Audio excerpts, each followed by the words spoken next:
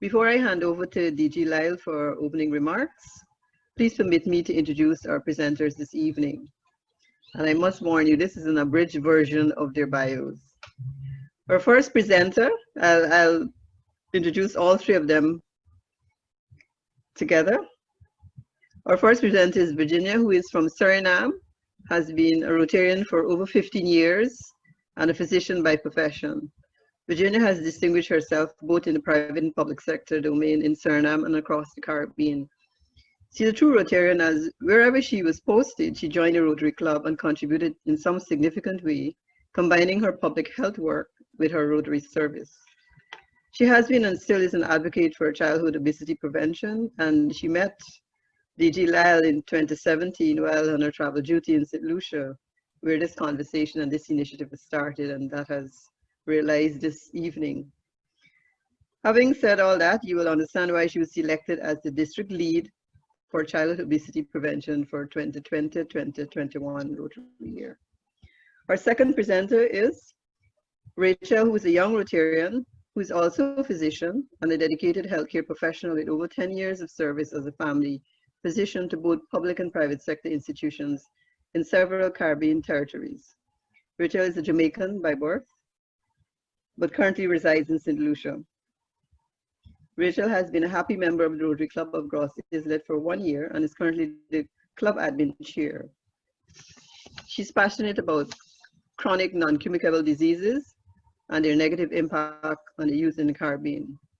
Rachel is also a children's book author, the owner of Baby Charlotte's, a small business that makes floral hair pieces, the owner of Bumpkin Books, which offers ghostwriting, illustration, publishing services. And she's the wife and the mother of Charlotte. Our third presenter, the Rose presenter, is my dear friend Joelle, who I met last year while serving on the district training committee. Joelle is a proud member of the Rotary Club of Remire Montejoli in French Guiana, where he served at several positions, including the position of president in 2018-2019. And this is Joelle's designations, and I think I have to have a little conversation with him to try to understand it. Joelle holds an aggregation in mathematics and a master's degree in fluid materials mechanics. So I need to have a conversation with Joelle to understand what is this all about. He was a university professor before embarking on a career as a business owner in various fields. He's currently the CEO of a group of 80 employees in the nursery sector. In its structure, it promotes an approach of eating well from an early age by setting up vegetable gardens, creating recipes, and working with dietitians. Joelle is very civic-minded as he serves in several organizations that are youth-related. During his year as president of his Rotary Club, a health village was set up with the theme around obesity, sport, and polio, and they created a community development unit with a Native American village. Rotarian and friends, you will agree our presenters are more than qualified to address us on the topic of childhood obesity. Virginia, the first.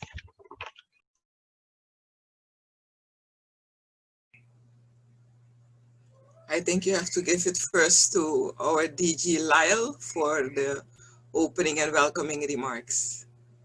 Sorry, DG Lyle, over to you.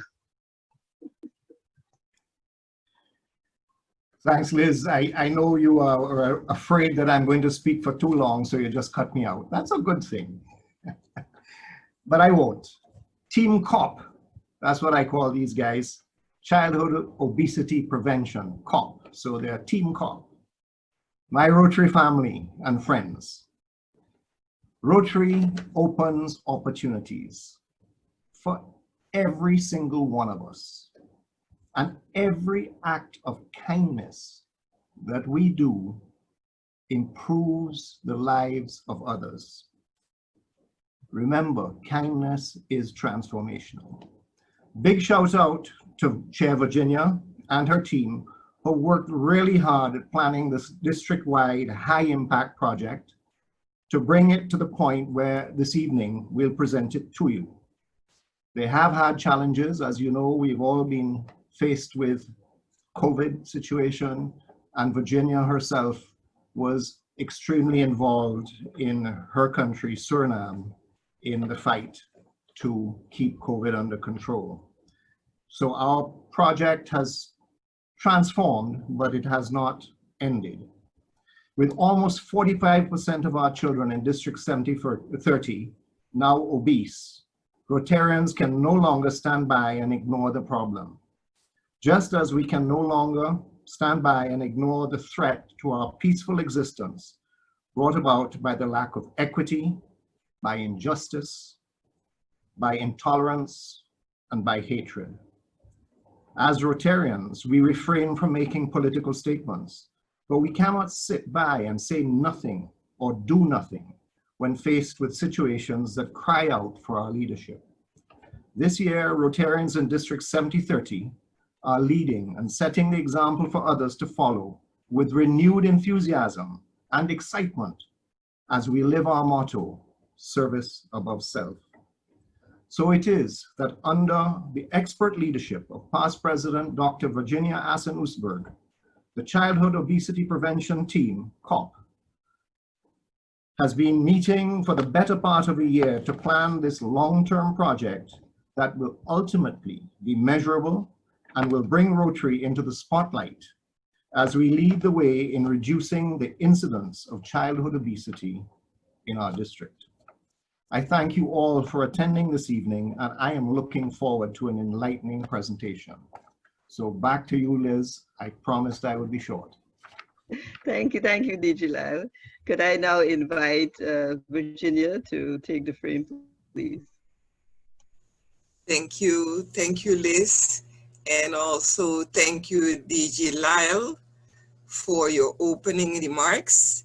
Before I start my presentation, I really want to give a big shout out and thanks to Sean and to Liz and to the team, because Liz said in the beginning that although we are challenged with COVID, this gives you an opportunity. But believe you me, preparing for a Zoom meeting and then having to lead the meeting, it's not an easy thing. And really, I feel so blessed, because if it wasn't for Sean and for Liz and for their background team, I don't know how we would have done that. So a big shout out and a big thank you from the onset. Having said that, yes, I know we are all muted, but we can show the clap. Having said that, I really want this meeting to be a meeting where, although we have 3 presentations, I really want to hear from the presidents and the AGs and all the participants who are at the call. So we haven't set protocol yet, and I still want to do that because I know that, yes, we got a welcoming remarks from our DG, but I still want to officially welcome DG Lyle to this meeting. I know you must be very busy, and I feel so lucky that when we asked you if you would be able to do the welcoming remarks, you didn't hesitate and said yes. I also want to warmly welcome DGE Sonia Aline, because she's on the call, and I hope she's driving safely, because I saw her moving around in her car while she was on the call already. So also a warm welcome to our DGE Sonia, and a big thank you also that she is also very interested in seeing how we can move this forward also into her year. She has been very instrumental in helping, crystallize also the discussion when we were preparing for this. We also have PDG Wadi on the call, so also welcome PDG Wadi, and welcome to all other participants. So my apologies if I missed some key people. Everybody is special, but as you know from Animal Farm, some are more special than others. And these are, when I scroll the persons that I saw on the call, I really wanted to specially welcome. Before I start my presentation, I also want to introduce the team. As DG Lyle calls us the Team COP, I call us the Magnificent 8. And although we are not with 8, we are now with 9. We started with Magnificent 7, then it became Magnificent 8. but we are now Magnificent 9 because we are including the DG as part of our team, whether he likes it or not. I know I keep reeling him in. So I really want to share and introduce before we start our district team to you, and just give me a thumbs up if you're able to see my screen, because I started sharing already. Yes, it is showing. You can Do go you full see my screen. screen? Yes, you can go full screen now. Okay. I am full screen. I see full screen. I want to know if you can see the full screen now.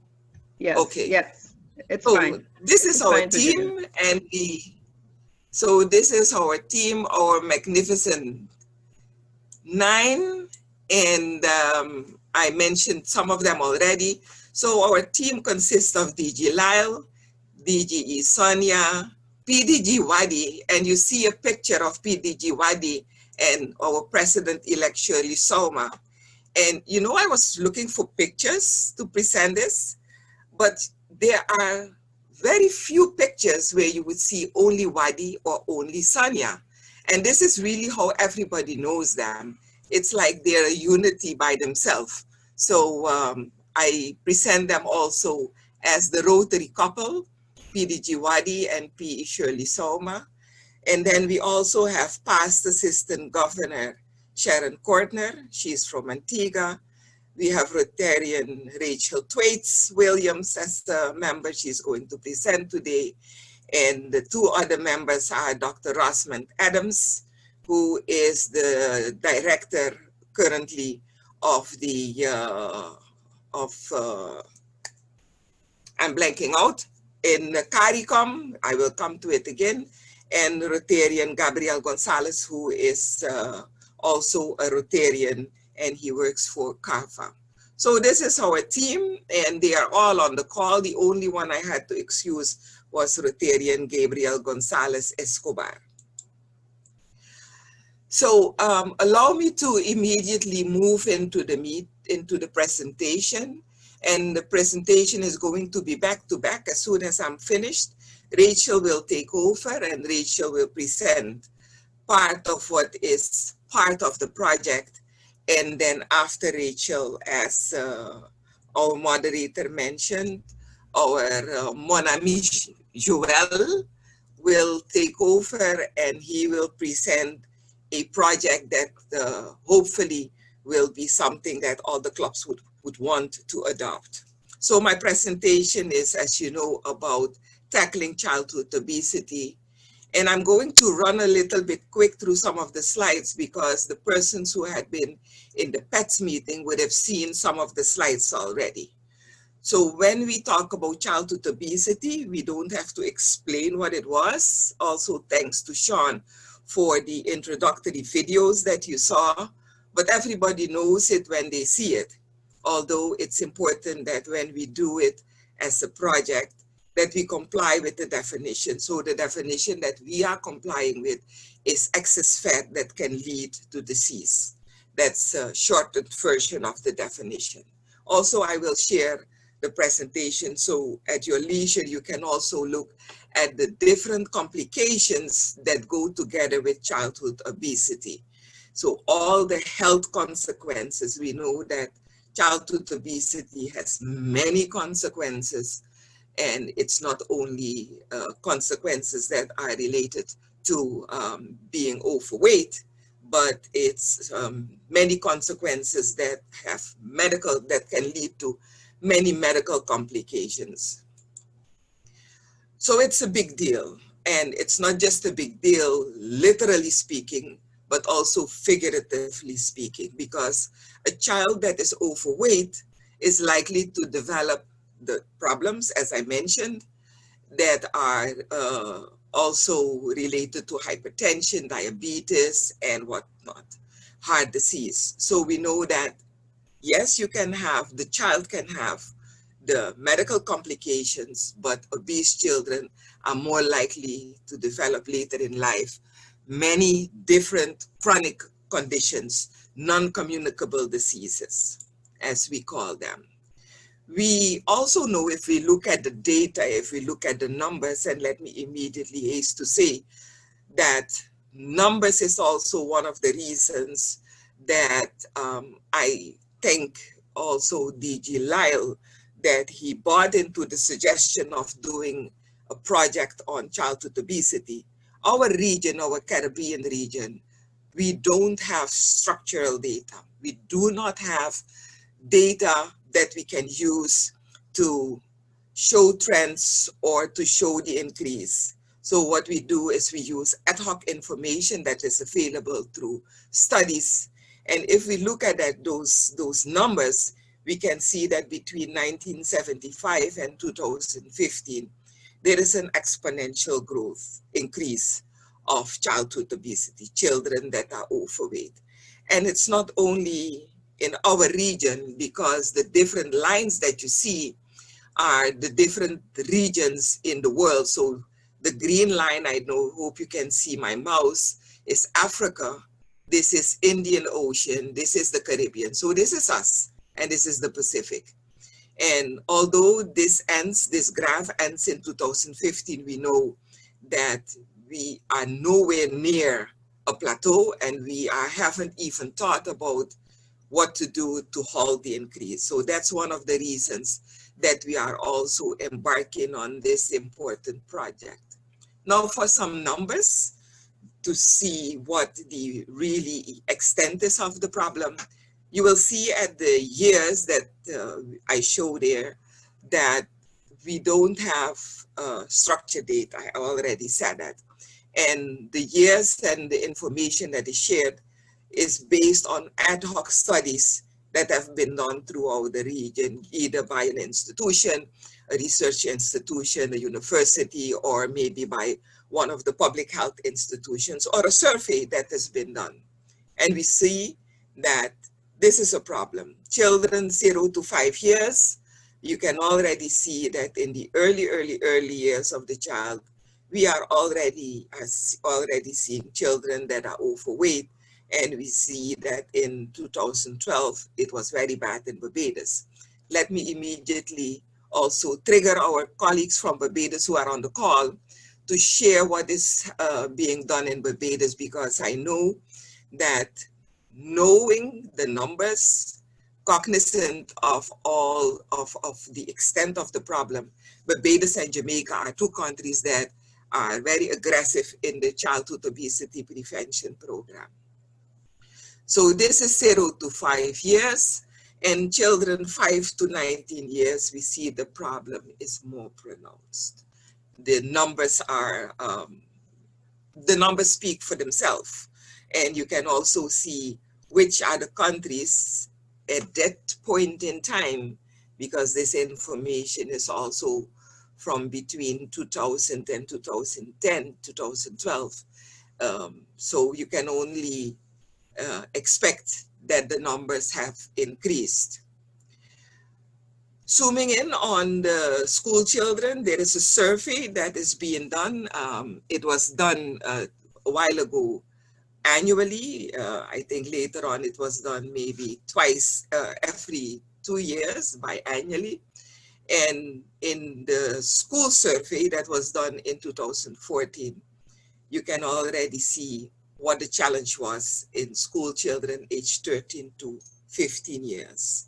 We see Bahamas at almost 45% school children that are overweight, and the average in other countries seeing also, for instance, in the Virgin Islands and Belize, around almost at 40% or 35%.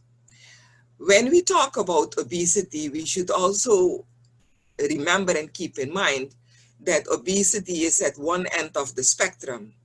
But when we look at the numbers, and if we measure height and weight of our children to see how well they grow, we also find them at the other end of the spectrum. So also be on the lookout for children that are not really overweight, but that also have maybe underweight. And that some countries, not every country, not all countries, it is as bad as we think it is. So you realize that we are concerned. And why are we concerned? We are concerned, and the pictures, the slides I showed you in the beginning already mentioned that obese preschool children have a higher risk, and the risk is 2 to almost 2.5 times greater risk of adult obesity. And if you look at the continuum from childhood obesity, young adult obesity, into adult obesity, childhood obesity is a strong, strong, strong predictor of adult obesity when the child is still obese as a young adult. So that is also something that we have to keep in mind. We also know that in addition to what I showed you in the slide where you saw all the complications, children also suffer from sleep apnea. And we know sleep apnea from older persons, but it's also very important it's happening in children. And people realize that because they notice in school, teachers have noticed in school, and that's how they did the research, that there is decreased learning and memory functions of children that are obese and suffer from sleep apnea. Also with obese children that also have a double burden, so children that are obese and suffer of asthma, the symptoms are worse. And that is for several reasons, not only the weight, but the weight, the lungs, the expansion of the lungs, the agility of the child, the possibility to move around, to be flexible.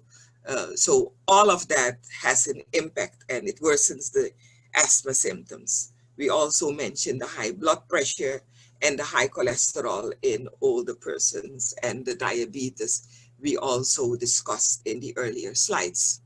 It's also a problem because it is expensive. If you realize that you have a problem with children with obesity that can have complications, and those children later on in life can develop chronic non-communicable diseases, you realize that somewhere they enter into the health system, and that's where you have to pay the bills. So medical bills, medical insurance. And what was also noticed, and that's the third bullet that you see on this slide, is that it is also, in studies, they also noted that persons who are obese are more frequent absent from work.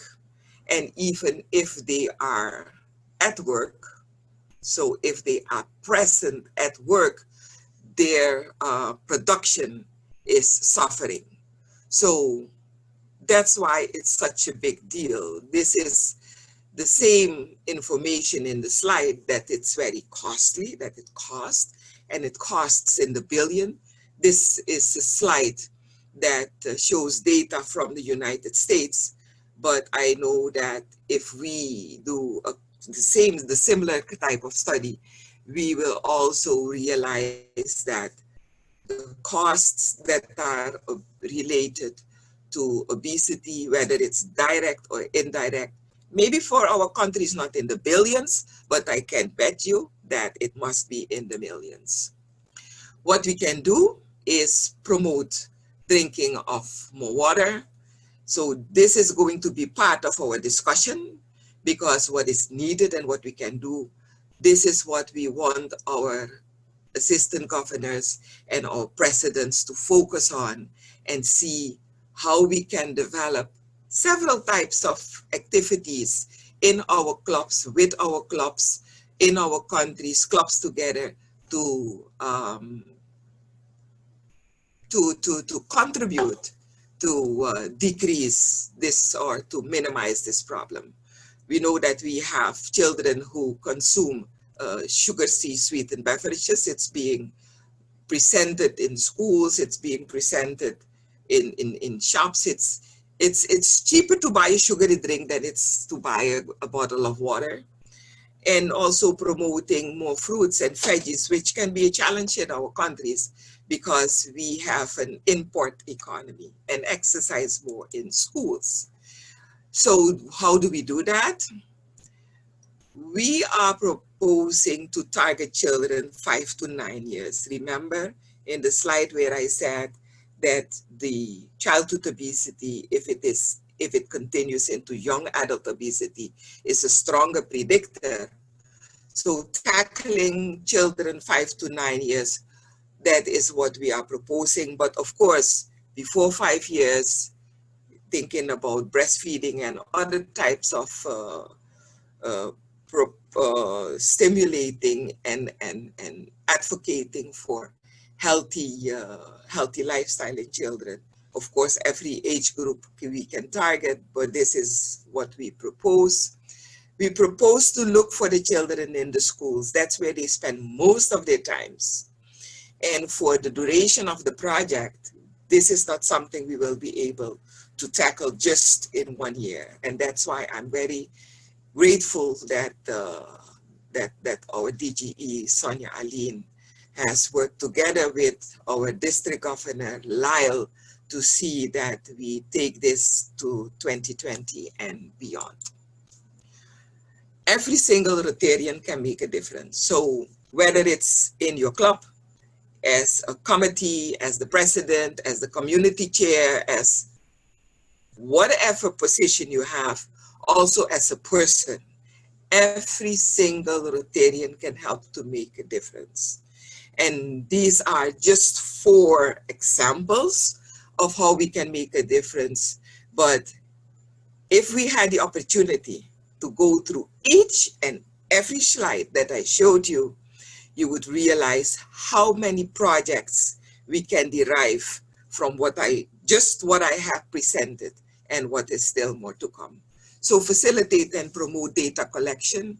This is, as a public health professional as I am, for me, a very important part. Without data, we don't know.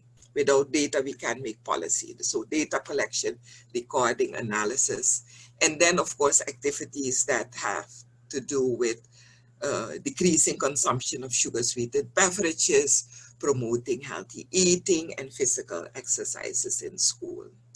What we aim to achieve is that, first of all, we need to halt the increase. And after we halt the increase, we have to reduce the incidence. Because if we are able to do that, we will be able to reduce chronic diseases, including cancers, instill healthy behavior so that people don't develop obesity. And then we know that every Rotary Club can make a meaningful impact and secure a healthier future for our children. That's what we want to do. Rotary opens doors. Rotary opens opportunities. We can make a difference. So this is my presentation. Over to you. I will stop share my screen and hand it over now to our fellow colleague, Rachel. Rachel, over to you.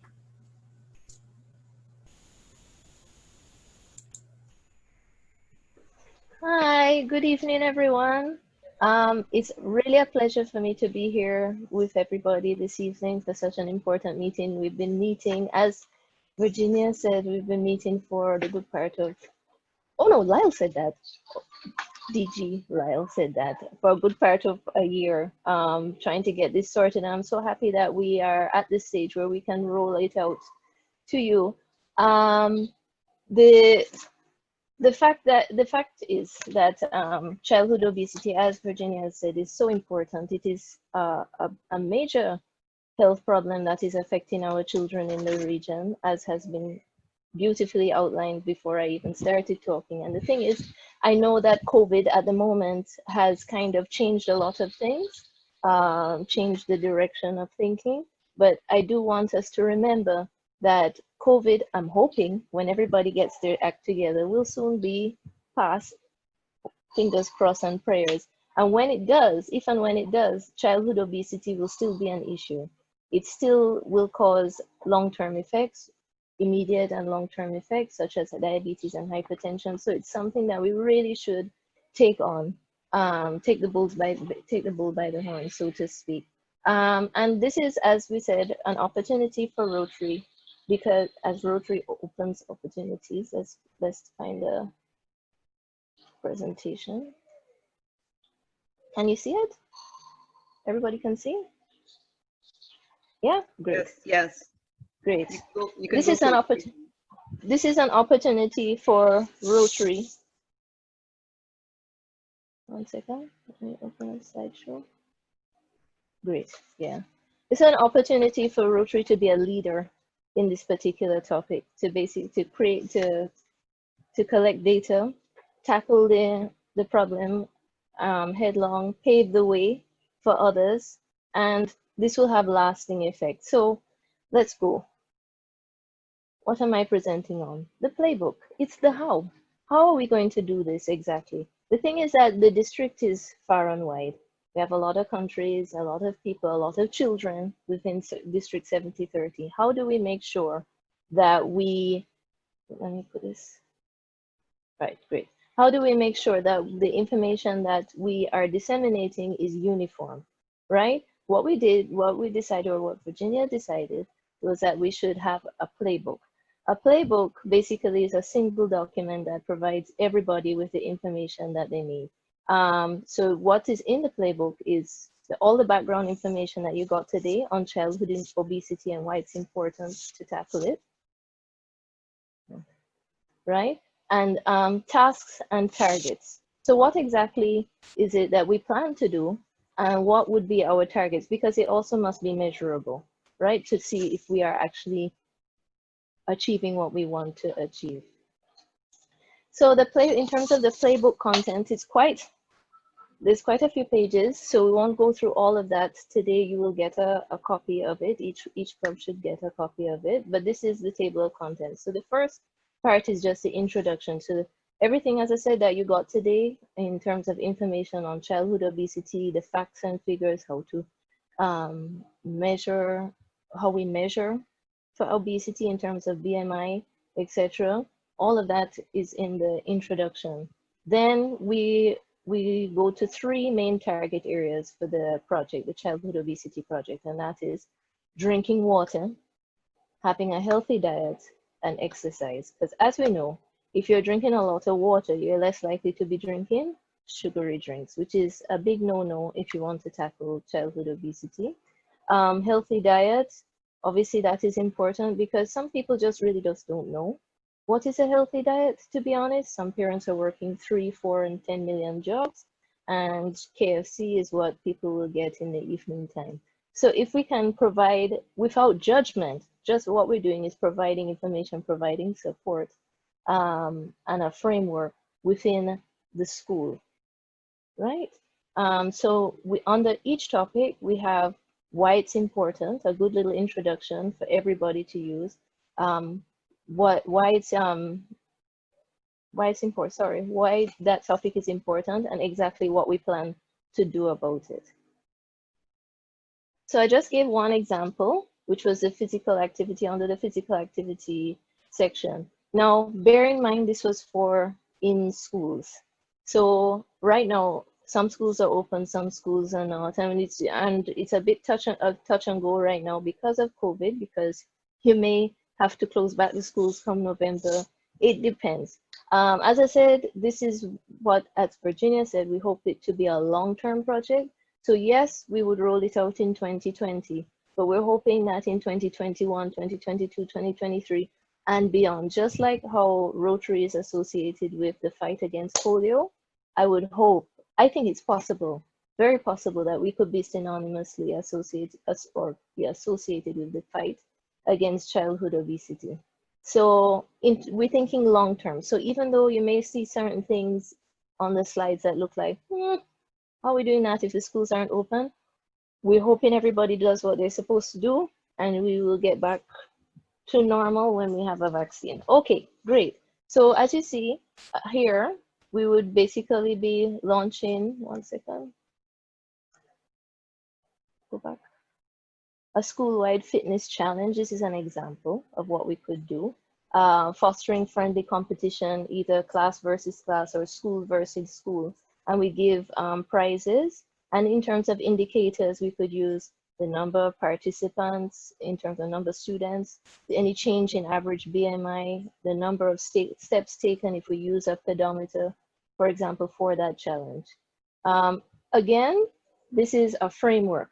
Every country and every club will have its own cultural differences, or societal norms, or different barriers to certain things. It's a framework, but we try to give it so that you can use it to be as close to it as possible. But if you can't do certain things within your club, that's okay, if you understand. But it's basically a framework that we can follow.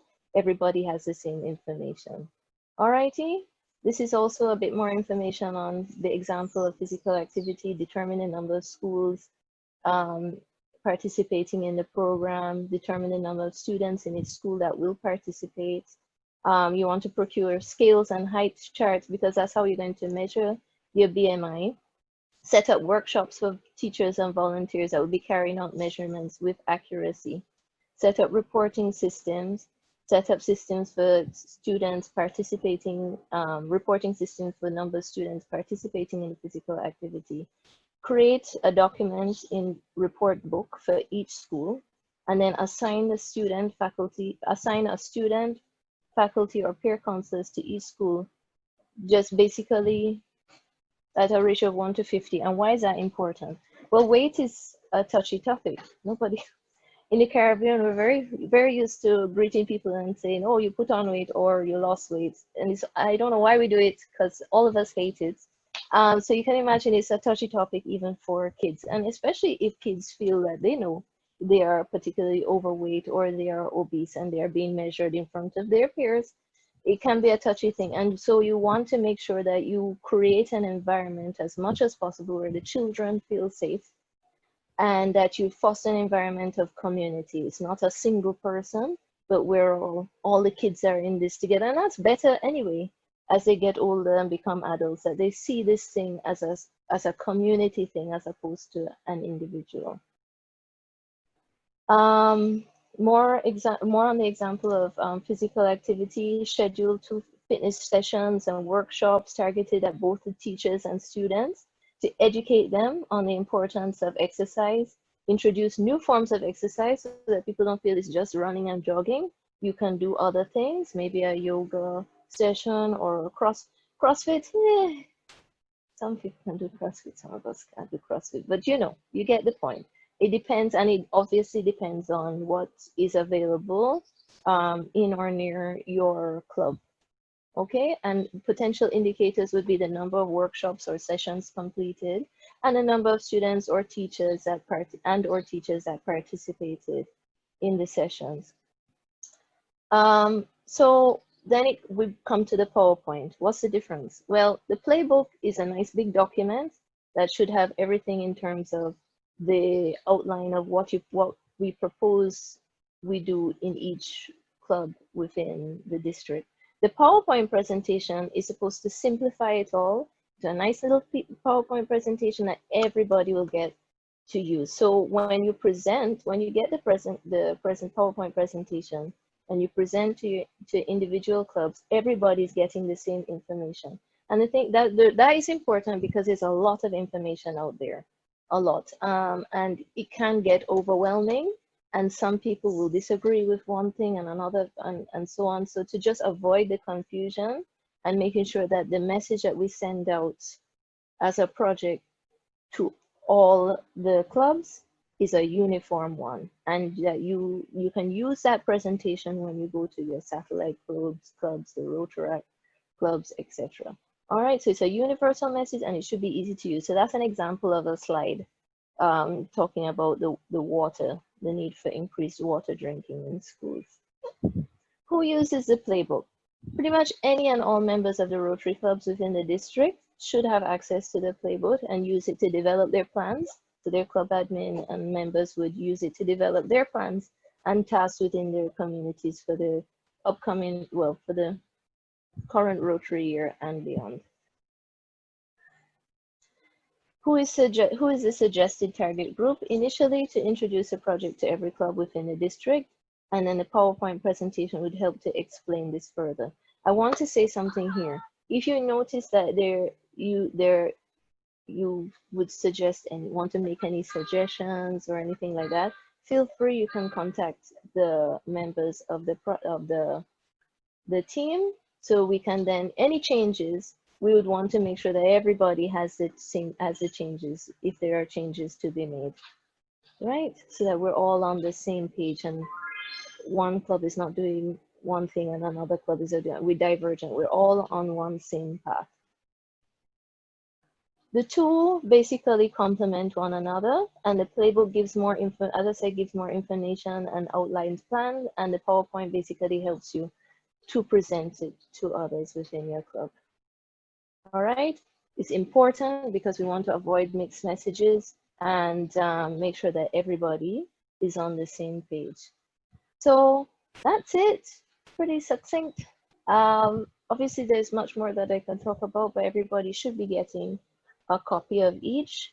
And as I said, you can feel free to contact the members of the team so that if there are any amendments that need to be made, etc., that aren't particular to your particular club, then, and that would be beneficial for us to share with everyone, then that would obviously be welcome. I'm going to hand, I think I'm supposed to hand over to, I'm going to hand over to who I'm supposed to hand over to. Joelle. Joelle! Joelle. Sorry. That's okay. I was trying to remember. Okay, thank you.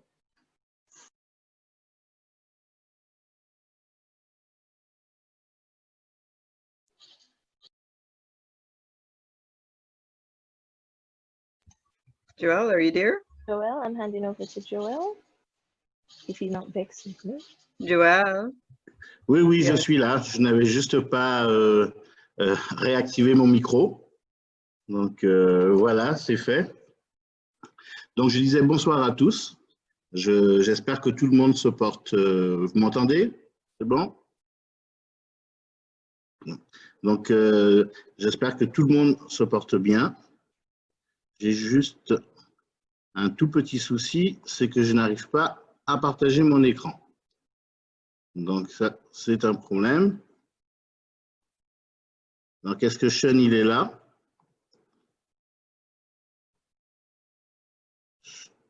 Sean?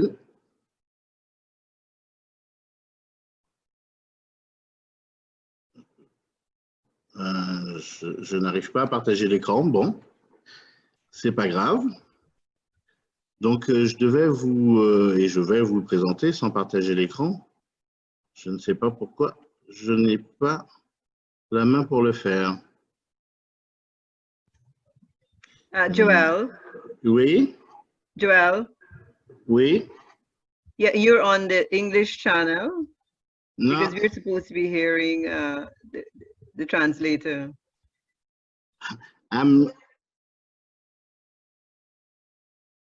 We're now hearing your voice. So go ahead with the translation.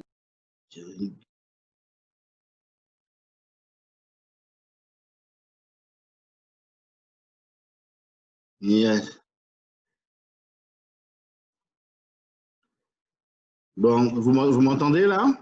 C'est bon, que ce soit en français ou en anglais? Yeah, we are hearing you. Ok, bon, ben, en tout cas, par contre, l'option de partage, je ne l'ai pas et je ne sais pas pourquoi. Donc, je vais vous faire la présentation sans le partage et je vais vous parler en fait d'un... That's fine, let him just verbalize. Vous m'entendez toujours? Donc, je vais vous parler... Yeah, we are hearing you. Ok. Just donc, translate, please. Ok. Donc, je vais vous parler d'un projet qui en fait va directement dans le cadre de la prévention de l'obésité chez les enfants. Vous m'entendez toujours pas?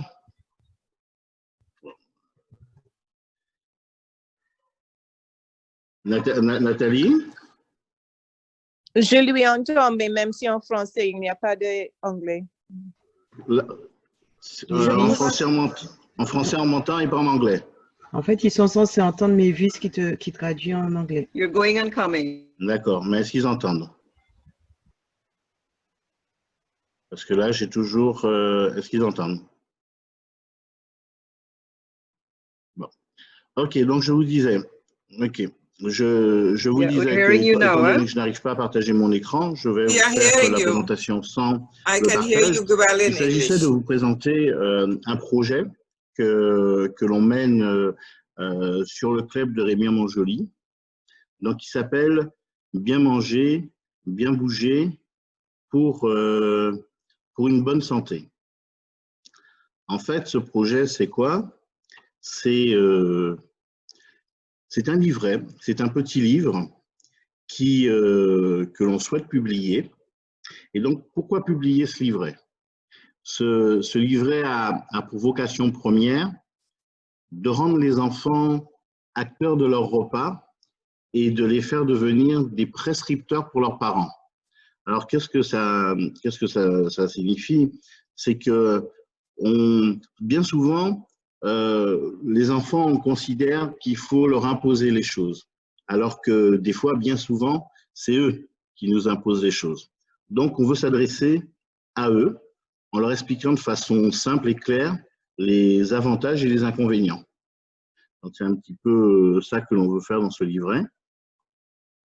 Donc, ce livret, en fait, il est né d'un constat, le constat d'un père qui s'appelle Valentin Marié, qui est un rotarien, qui était avant en Guadeloupe et aujourd'hui qui a rejoint le club de Rémy, et qui, au cours d'une balade, se questionnait sur comment aborder la qualité de la nourriture avec ses enfants.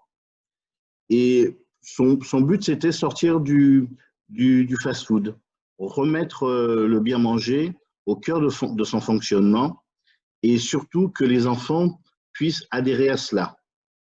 Donc, du coup, il a décidé de créer avec des médecins, des professionnels, des diététiciens, un livret. Et donc, il a commencé par créer ce livret en Guadeloupe, où il a trouvé certains partenaires et qui nous a présenté au club de Rémy-Montjoly. Alors, à qui est destiné ce livret? Comme je le disais tout à l'heure, c'est un livret qui est destiné aux enfants pour les sensibiliser sur le bien manger et leur donner en fait tous les codes pour être acteurs de leur repas. Donc, ce sont les premiers destinataires. Les seconds, c'est les parents. C'est un livret qui va être destiné aux parents pour que pour eux, ce soit un support pour aborder le sujet avec les enfants et qui va aussi être pour eux un moyen de prendre conscience de faire évoluer l'assiette qu'ils proposent aux enfants. Et bien sûr aux enseignants, parce qu'ils vont trouver dans ce livret un moyen, un support pour aborder la question de l'obésité, du bien manger avec les enfants. Alors, comment est construit ce livret? Il est d'abord construit pour susciter l'intérêt des enfants par des couleurs, des textes courts, des images, des jeux. C'est un petit livret de 11 pages qui n'est pas trop long pour ne pas être rébarbatif. Donc, il peut être lu et feuilleté à tout le moment. Ce livret aussi dit que le bien manger n'est pas décorrélé du style de vie de la société dans laquelle on est. En fait, aujourd'hui, on est dans une société de consommation où l'acte d'achat est analysé, décortiqué par des professionnels de la publicité. Et donc, le fait d'acheter, quelque achat qu'on fasse, ce n'est pas forcément un besoin, mais c'est souvent une réponse compulsive à une publicité ou à un autre acte. Et donc, le bon sens de la démarche du bien manger ne suffit pas à lui seul pour pouvoir convaincre d'aller vers le bien manger. Donc, il faut réutiliser les codes de la société de consommation actuelle et donc en attirant les enfants pour pouvoir leur donner la bonne information. Et c'est un peu dans cette logique de l'enfant qui va être à l'origine de l'acte d'achat que le livret a été construit. Alors, qu'est-ce qu'on y trouve? On y trouve la classification des éléments qui va être expliquée aux enfants, donc que ce soit tout ce qui est fruits et légumes, viande, poisson, œufs, féculents, produits laitiers, matières grasses, produits sucrés et boissons. Donc, ils vont voir à travers des images, des couleurs, des choses qui sont assez intéressantes pour eux. Il y aura aussi des petits jeux pour qu'ils puissent, après avoir touché du doigt ce que sont ces différentes classifications, ils vont pouvoir essayer à leur tour, à travers les aliments du quotidien, ils vont pouvoir essayer de les classer eux-mêmes, dans les ranger dans des différents paniers qui seront sur le livret. Le livret aussi va promouvoir le sport. Il va être une incitation au sport, parce qu'en fait, l'activité physique, comme le disait tout à l'heure Rachel, est essentielle pour être en bonne santé. Il est aussi important donc, de bien manger que d'avoir une activité physique régulière. Le livret, ça va être aussi une initiation au circuit court pour promouvoir les légumes pays. Alors, quand on dit circuit court, c'est que, en fait, bien souvent, ce qu'on mange au quotidien arrive de partout à travers le monde, alors que tout près de nous, on peut avoir des producteurs et de bons produits. Donc, c'est aussi initié à ces circuits courts, avec notamment ce qu'on appelle les légumes pays. Et quelque part, à travers ces circuits courts, c'est aussi une initiation à la protection de l'environnement. Parce que qui dit diminuer tout ce qui est approvisionnement, ou en tout cas distance pour pouvoir livrer les différents légumes et fruits, c'est autant de carburant, autant de bateaux qu'on n'a pas déplacés. Et donc, c'est une initiation à la protection de l'environnement. Et donc, alors comment on met ça en place, hein? Donc, le livret, il est déjà complètement fait. Donc, on pourra vous faire parvenir un exemplaire. Et si je n'avais pas eu ce petit problème technique, vous auriez pu voir quelques images. Donc, la maquette est finie. Elle est aujourd'hui disponible en français et elle le sera bientôt également en anglais. Donc, ce que nous, on va faire en Guyane, ça va être de l'imprimer et de le distribuer dans l'ensemble des écoles pour les enfants âgés d'à peu près 10 ans. Alors, c'est tout un travail qui va être fait avec les écoles et le rectorat pour que les enfants et les parents puissent s'approprier ce livret. Voilà. Et donc, le thème du Rotary, c'est d'ouvrir les opportunités. Ce livret est une façon d'ouvrir les opportunités, que ce soit pour les parents, que ce soit pour les enseignants, pour aborder avec les enfants le fait de bien manger. Et c'est ce que nous, on va essayer, c'est ce que nous, on attend en le distribuant dans les écoles. Voilà. Donc, je vous remercie et je m'excuse encore de ne pas avoir pu présenter le PowerPoint.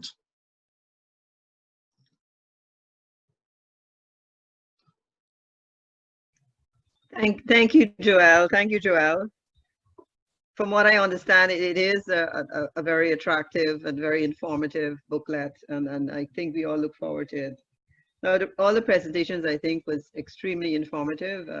I know V touched a lot on some statistics that shared, and is kind of frightening when you think of 2025, and I think that was the deadline set to reduce obesity. Rachel shared a template, which I really love, because I think it's very important, as you said, Rachel, to have a common flow throughout the district. So I think we look forward to getting that template so that the presidents can use it in their presentations. And of course, we look forward to seeing that booklet. I understand from DG Lyle and DGE Sonia that it is a great booklet, and it's a pity we couldn't see it tonight, but I'm sure that we'll get that distributed to the district, as Joel promised to have that done in English in French Guyana and sent on to us. I have some questions for the panel. And the first question is from Natalie.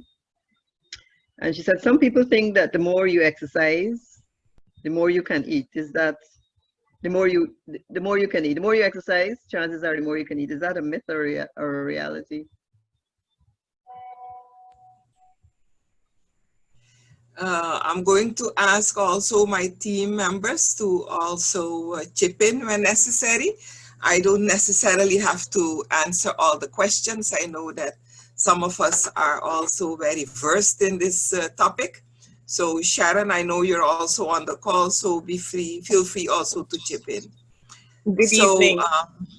Yes. I would actually like to say the easiest answer is that you cannot out-exercise a bad diet.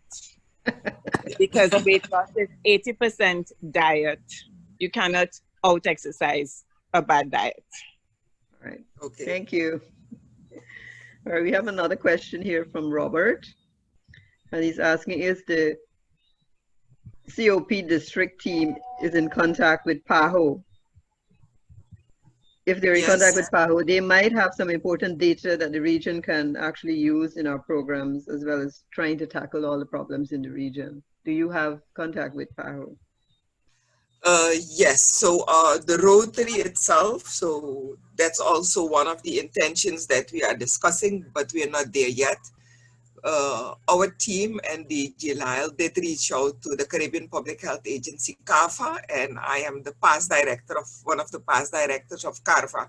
So when we started the discussion, I was the Director of Surveillance, Disease Prevention and Control from the Caribbean Public Health Agency. So we are working towards having a formal relationship between our Rotary district and CARFA, and we do have communication relationships with the Pan American Health Organization. The Americas fall under PAHO, and most of our member countries are member countries of the PAHO and member countries of the WHO. So either as the district or countries itself can foster collaboration with PAHO. And the data that I showed you is data that I got from either the PAHO or from CARFA. That's exactly where we got the data from. All right, thank you.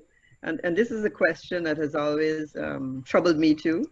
A question from Arlene, and she's asking, while we're focusing on children, how do we get parents to change their mindset that a fat child is a healthy child? Maybe Rachel can take that? Yeah, Rachel, can you take that one? Sorry, could you repeat the question for me? Sorry. Right, it's a question from Arlene, and she's asking, while we are focusing on children, how do we get parents to change their mindset that a fat child is a healthy child? Right. Well, that's going to be difficult. Obviously, any behavior change or any cultural norm is going to take it takes a long time to change it, but you have to start somewhere, right? And it starts with education. So if you arm people with education and help them to that will help them to make better choices in the future. And we also have to lead from example as well as empathy. So talking down to somebody or reprimanding somebody it doesn't get people to change long term. You have to hold somebody's hand. You have to be empathetic, understand where they're coming from, and then move forward with them. The aim is not for them to, as in family medicine, family medicine is riddled with this. The aim is not for them to see that you are right. The aim is for them aim is for the patient or the subject to understand that the change is what they want. And if the change is something that they want to make and they agree with you, you get a much better outcome than you're doing something because Rotary said, or you're doing this because Rachel said, or Doc said. I'm doing this, I'm changing because I have seen now that this is the right thing to do. So, I mean, as long as we understand that it's not going to happen overnight, right? And you will get pushback.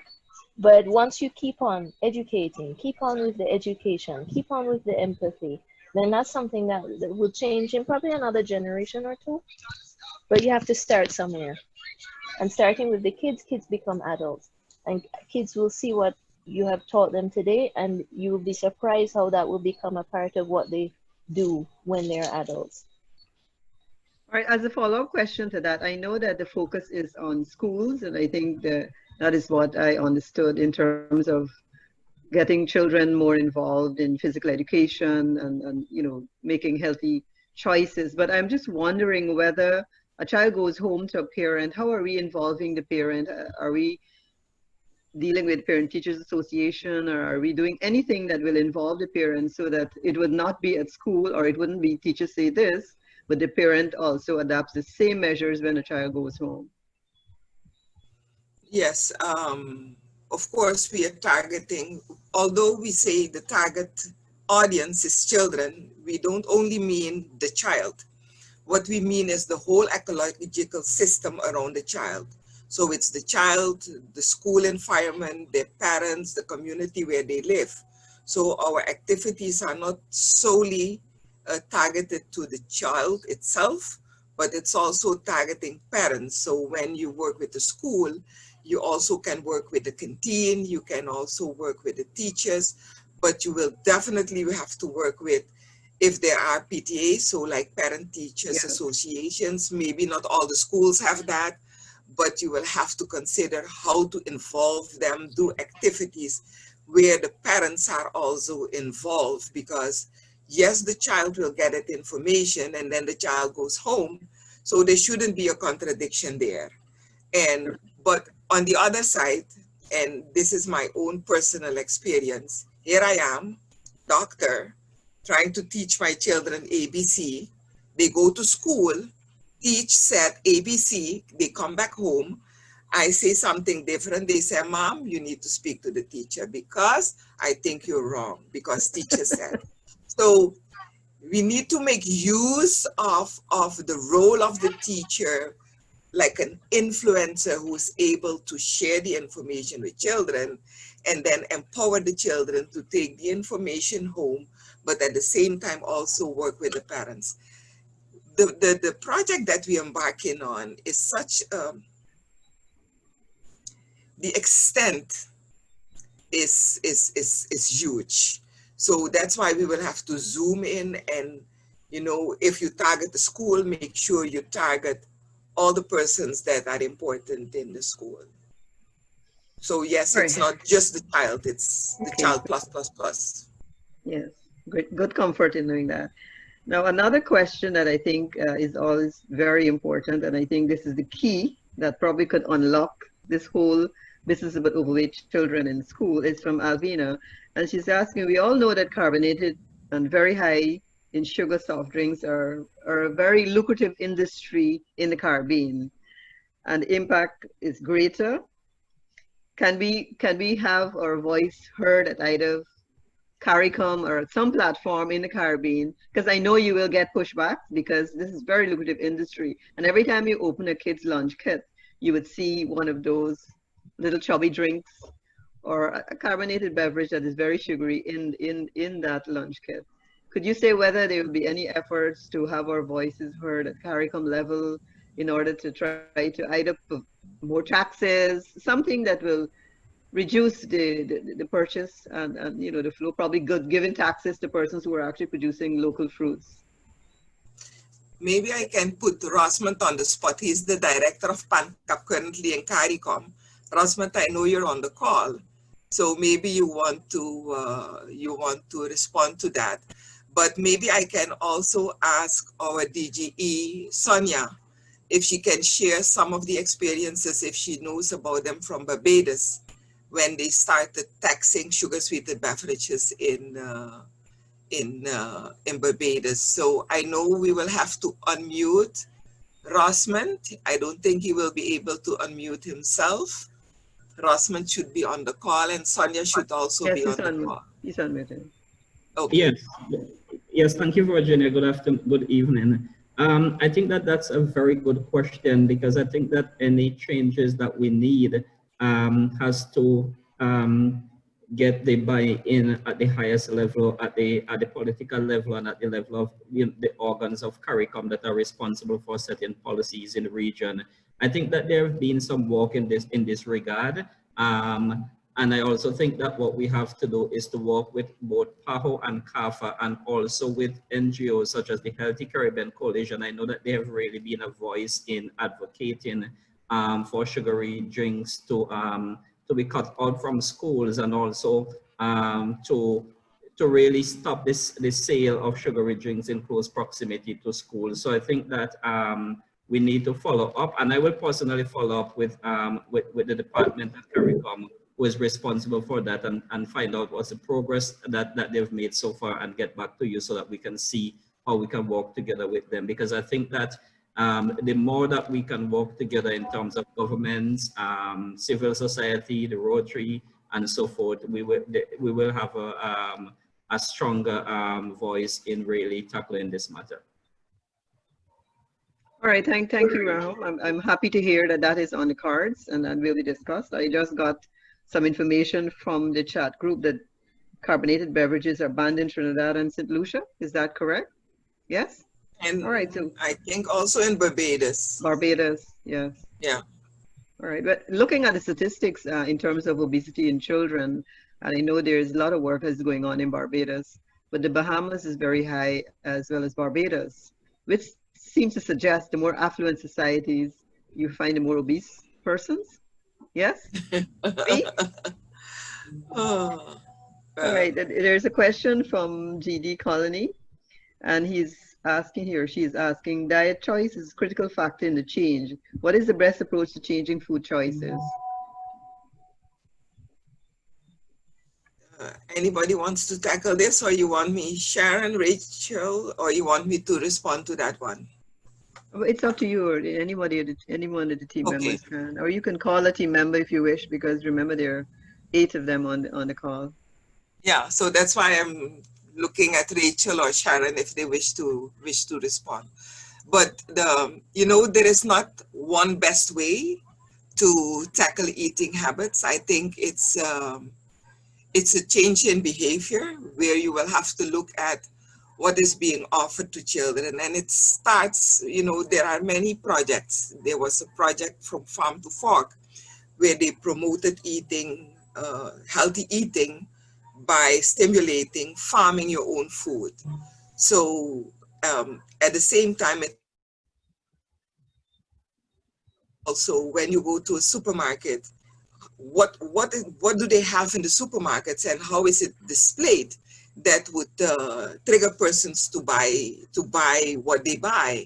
And one of the things that is also in the discussion is how do you work with those supermarkets that they display the foods in a way that the healthier choices are being made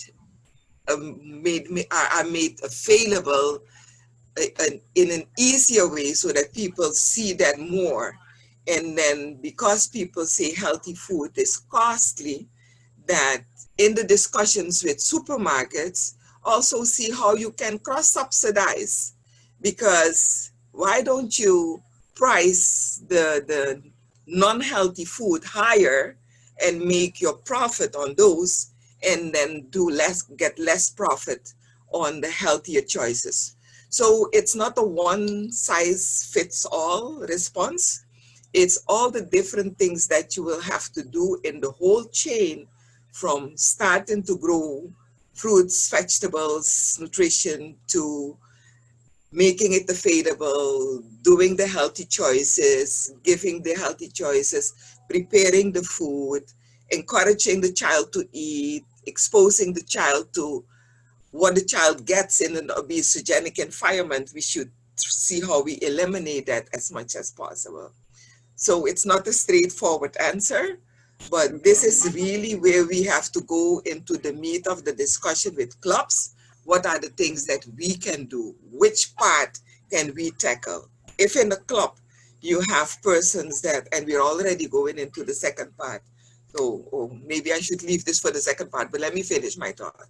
If in a club you have, let's say, owners of a big supermarket chain, why not have that dialogue with that chain in presenting healthy and cheaper food in the supermarket and cross-subsidizing, and make it visible.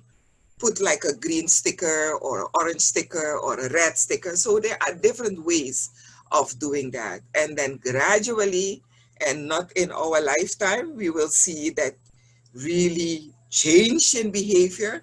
But if we don't start today, we won't see the change next year or in a few years.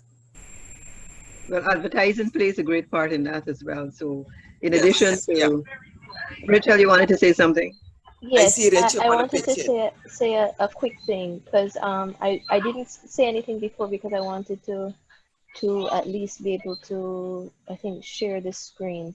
Like this is just a little snippet because with anything with health, it's multifactorial and it requires a lot of people to pitch in. It's a community effort, etc. And there's so many things that we need to tackle. But in terms of the food, the healthy food, as Virginia said, all the as Virginia said, there's so many things that need to be tackled just from the corporate side of things, and that's just even just one aspect, but it's very important. And every club, I guess, will know what they can and cannot accomplish within their membership, etc. But in terms of the playbook, we did have a few suggestions that were within the school and with the parents in revising menus with a dietitian or dietitians to come up with a healthy cost-effective alternatives.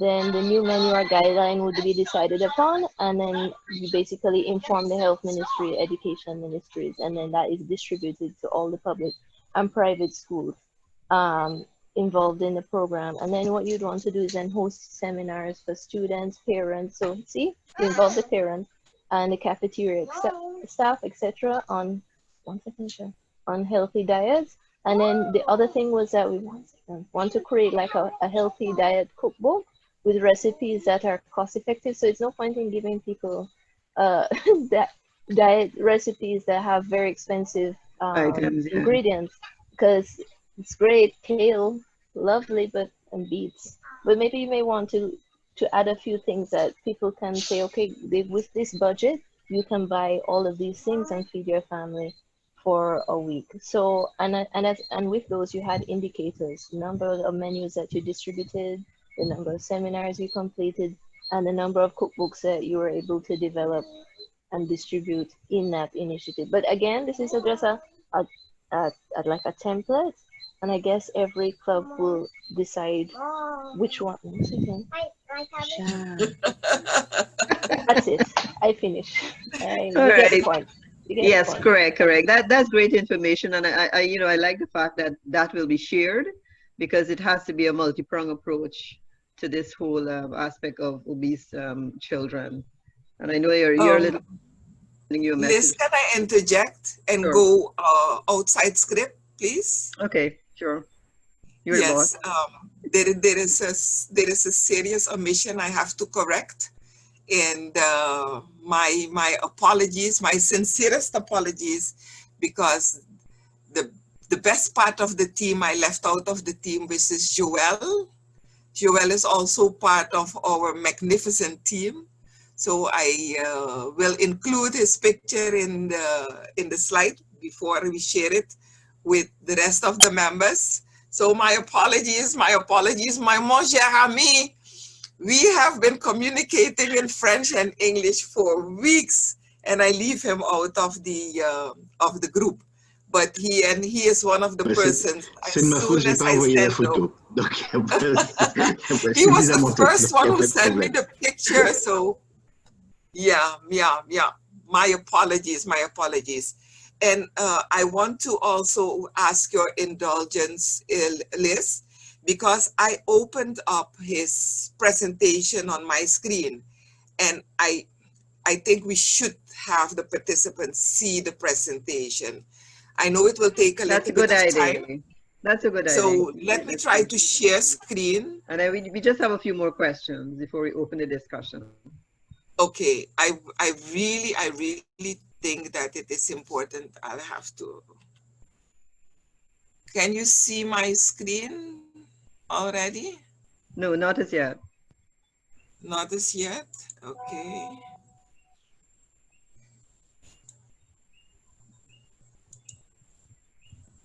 Now? Yeah, we're seeing it. Yes. Yeah. Okay, I'm going wide now. Yeah. So, of course, it will take too much time Go for through. Joelle to give the whole presentation again, but I still want to click through it. Yes. And Thank then you. maybe, yeah, so this is now where you will be able to see what Joelle was presenting to us about the booklet. And also the reason for the booklet. And we have had the verbal explanation of the book. You know, I'll go through the text and then also the target audience for the booklet. And you can see with all the images that it's really a very inviting booklet for the children. Yeah, and it's not a big book. It's just 11 pages. And just to make it fun for the children. So this is now where they go into the educational part of the booklet, that it really speaks to the imagination of children.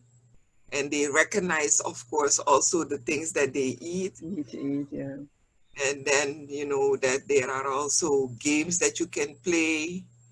And then in the booklet, there is also a section on sport, and where they show different physical activities that you can play with the children. And then also the role of the Rotary, what he had mentioned, what we can do on using the booklet, and I would strongly promote. And I do have to also give a big thank you to the Rotary Club, where Joelle is a member, because their club they created the booklet, and the booklet is in French. So when they presented it to us, it was in French. And when we spoke about translating it in English, his club has offered to pay for the translation. So they are offering the book to the district in both languages, in French and in English. So the only thing we have to do is just make a few copies and share it with our children. So that's the role, and then how making the booklet available. So I know I didn't do Joelle much justice by going through it very quickly, but I thought it was very important to just show at least what the booklet would look like.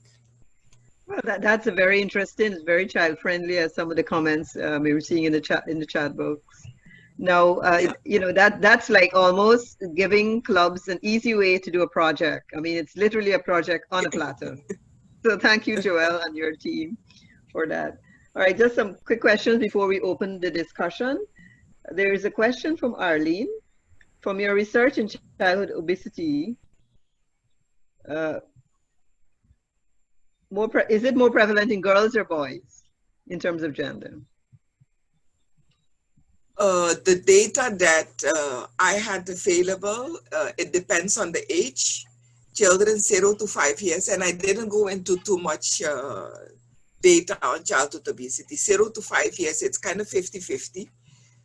But in the teenage years, you see kind of difference where the boys are a little bit more overweight than the girls. The girls then are a little bit more conscious, skinny, more conscious about how they look and their figures. But don't forget that the data that we have is very old and outdated data. So we need more current data. Yeah. All right, I have a question here from Rita. And it's a very interesting question because we're talking a lot tonight about sugars, and she's wondering, what about fried food? You know, in terms of, I know we have lots of KFCs and Church's chicken, and parents, it's the easy way out to place in a child's lunch kit. What about fried foods? I'm going to put our DG Lyle on the spot on this one. One of the things we as Rotarians, we do not interfere in business because many of our Rotarians have business in, in fast food restaurants. So you're not trying to put persons out of business. And although the questions have been on sugary sweetened beverages, childhood obesity prevention is on eating and drinking things that make children obese. So even fast food. And instead of tackling the fast food restaurants, you have to teach persons, because that's the behavior change, to change their behavior. So, again, I'm putting maybe DG Lyle on the spot on this one, but that's more based on the part about how do we view our work as Rotarians when it comes to, promoting good health and not interfering in politics and in the business. You can advocate, yes, but not advocate against. I don't know if there is something you want to say about this, DG Lyle. Virginia, yes, you're absolutely right. I mean, some of our members probably own Kentucky franchises. I am associated with a company that produces soft drinks as well as beer. So it really comes down to teaching the children what is good and what is not good without telling them specifically, do not eat Kentucky Fried Chicken, right? Or Church's Chicken or whoever else is. So it really is, we have to be very careful how we say these things. But I think that we also need to do some advocacy with the people who produce the stuff and say, if you are producing chicken for the children, can you find a formula that is less fatty, less bad for them? So we shouldn't just tackle it from stopping the children or trying to teach the children not to eat fried food, but we should also go to the people who produce the fried food and say, how can you make it less unhealthy? And take it from that. I mean, you never know, they may come up with a formula. I wouldn't hold my breath, but it's possible. Yeah. All right. I think Rita also wanted to stress the point, and that was her point, that parents also fry a lot of food for children because it's more appealing to the taste for children. So again, that is some of the areas that when you're meeting with parents and sharing information that we can underscore as well. All right. There's a question here from Balmati, whether the booklet will be available electronically because of COVID. I think it would be easier to share it electronically and be replicated. Joël, maybe nous, on a la brochure en PDF aujourd'hui en français, pour le moment. Ben, lorsque la traduction sera faite, il sera disponible dans les deux langues. That's great. Yeah.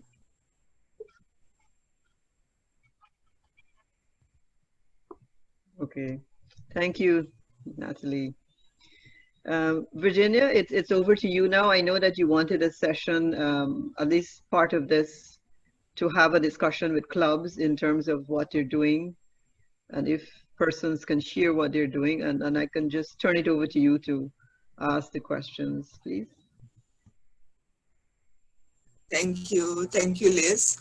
Yes, I see that it's we are almost at 8:30, so we still have a good 30 minutes to go. 7:30 for you, 8:30 for me. So we still have a good 30 minutes to go, and I really want to hear from the and let me thank everybody for the questions, because I'm trying to listen, respond, but still I see the chat on the right hand side, so every time I take a peek on the chat. So thank you, and maybe if there are questions we haven't responded to, we will make sure that in an email we try to respond to all the questions that have not been addressed. So continue to put on the questions in the chat, even if we cannot respond to them now. Now I really want some interaction with the persons that are participating in the meeting.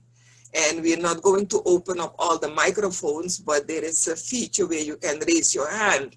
And what I would want to know from the different clubs, from the presentations that you have heard, I gave a short presentation about childhood obesity and why we will have to do something about it, and that every Rotarian can be instrumental. Rachel presented something that everybody can use to be the advocate on childhood obesity, and to look at activities that you can take and, you know, develop your own activities. And just like Liz said, Joel has presented us something on a silver platter. But I want to hear now from all the clubs. You can share your best practices.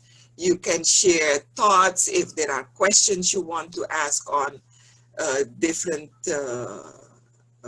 initiatives that you are contemplating on. So please raise your hand and let me hear from you now. And when you raise your hand, Liz will be able to see and then open up the mic for you to speak. Not everybody at the same time.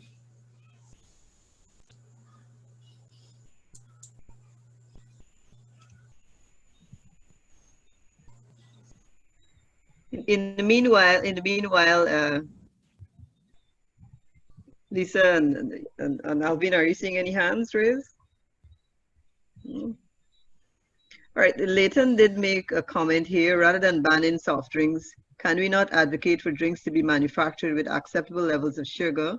The typical soft drink, the typical soft drink that parents can afford, children may be inclined to drink less water and therefore end up getting less fluid in their diet. And I remember the first time we had a presentation, V, you had mentioned about water bottles as a project in schools as well. And water should be a good option, Keisha Chung. Yes. Yes. The discussion on reducing the amount of sugar in sugar-sweetened beverages is ongoing. And this is also part of the discussion in the CARICOM with the COTAT, that's the trade and economic part of the CARICOM, where they are discussing the policies on the amount of sugar that we want to promote the different industries are using when they make the sugar-sweetened beverages. So that's an ongoing part. That's the policy part of it. At the same time, we have to stimulate, we have to promote drinking water. And one of the activities that we also want to promote, that the clubs can maybe adopt and do, is to provide water fountains to schools. We know that up to now in many of our countries, you do not have healthy potable water, so healthy drinking water for children in schools. Sometimes they have to go to the toilets if they want to drink some water.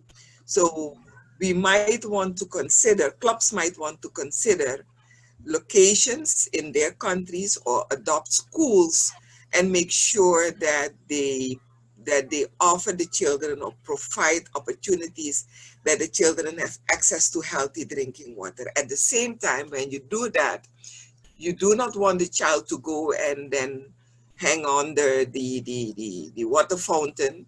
So you have to provide them with something where they can collect the water.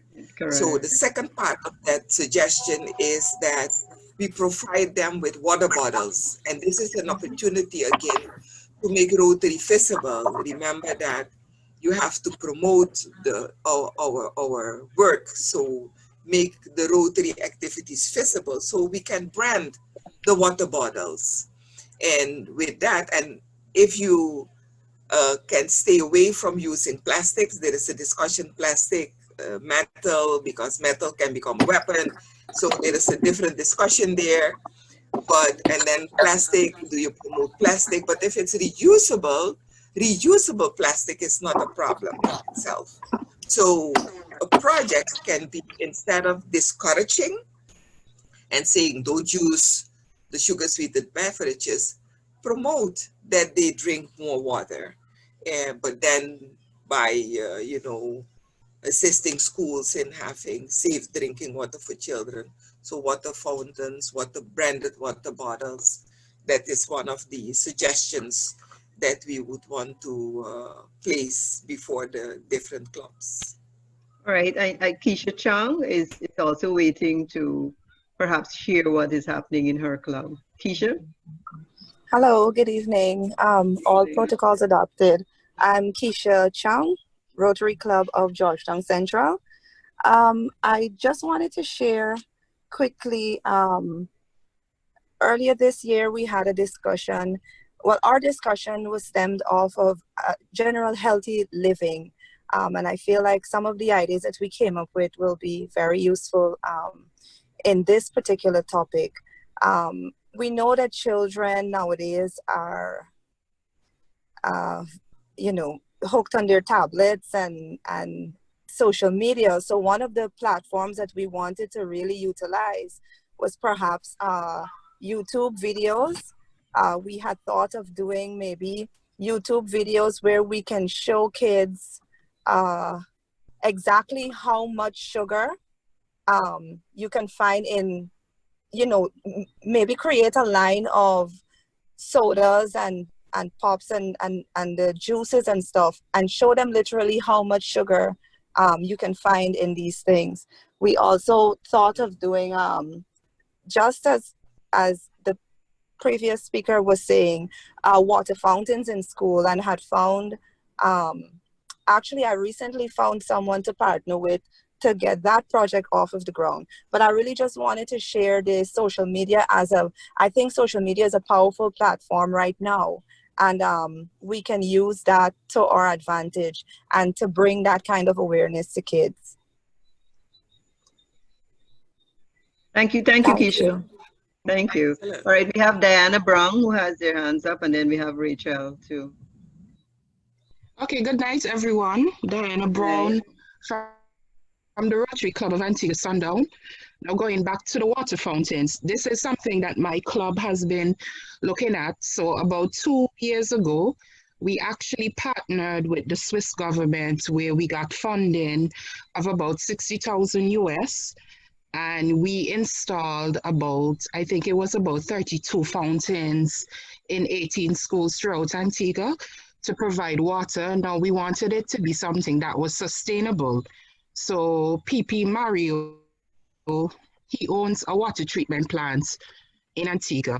So it was actually when I was president, I approached him and I said, okay, this is what I want to do.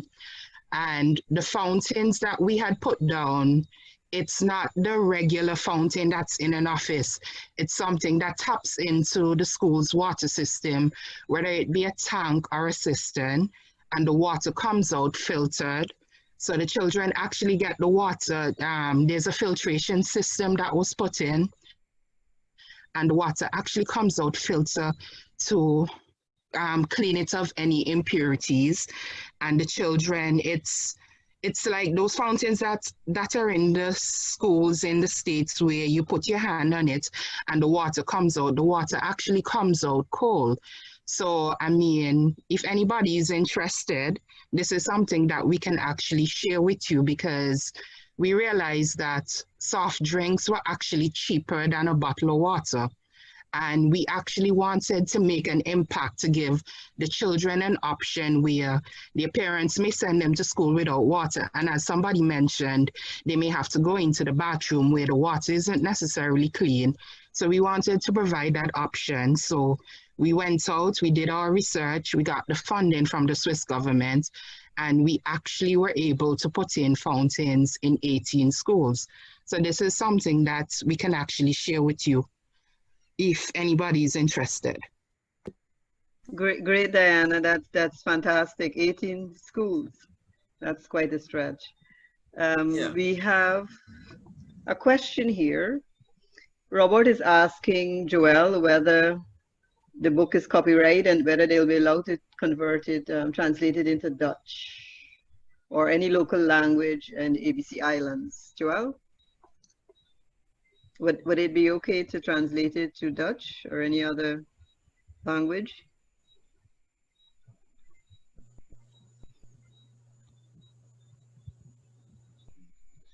Mavis, could you non, c'est pas pick up prévu Joelle's de le translation? traduire en une autre langue que le français et l'anglais. Après, il est toujours possible que d'autres clubs puissent le prendre et le faire traduire. Alors, c'est vrai que le concepteur nous a, donc après discussion, nous a permis de le faire. Donc, moyennant que les coûts qu'il a engendrés de création de ce livret soient payés, en fait. Donc, il y a toujours possibilité de le faire. Simplement, il faudra quand même l'autorisation écrite.